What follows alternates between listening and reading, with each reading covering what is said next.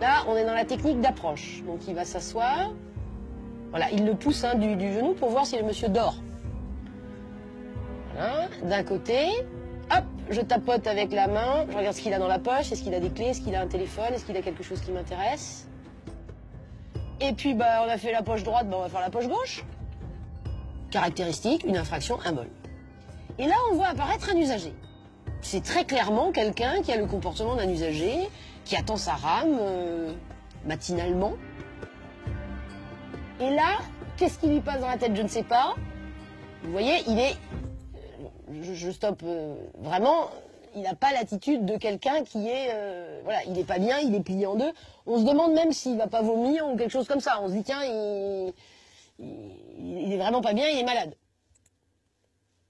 Voilà. Et là, l'usager l'a vu. Donc il a vu qu'il s'est levé, et vous allez voir que l'usager va le voir partir en crabe. Donc là, il n'a pas forcément compris que le monsieur était pas bien. Par contre, quand on va le voir partir en crabe, là, il peut pas ne pas comprendre que le type, il est complètement saoul. Et il le voit se rapprocher, regardez, il est à 2 cm, il a les mains dans les poches, il le voit, il n'y a absolument aucun doute là-dessus, il est dans la même attitude. Et il tombe. Voilà, la chute est là, la personne est ici. Regardez l'attitude de l'usager. Demi-tour toute. Et là, je m'en vais, et j'ai toujours les mains dans les poches.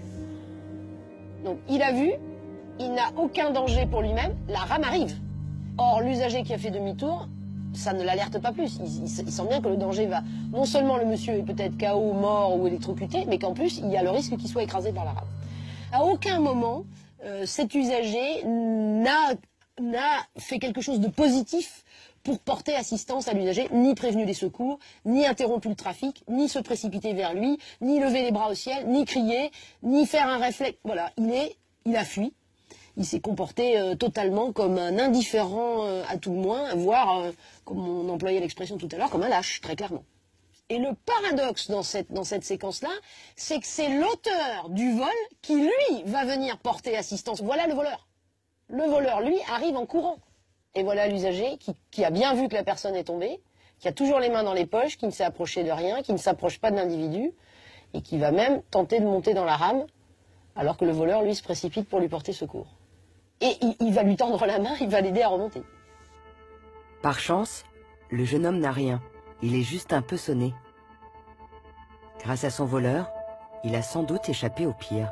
Ça montre bien qu'il y a de l'humain derrière ce réflexe de l'assistance.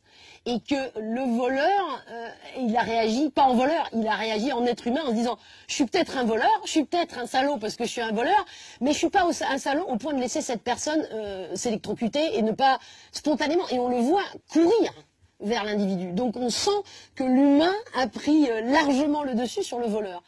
Ben, c'est peut-être la belle leçon philosophique que dans tout voleur, il y a un être humain et que dans tout passif, il y a peut-être un salaud.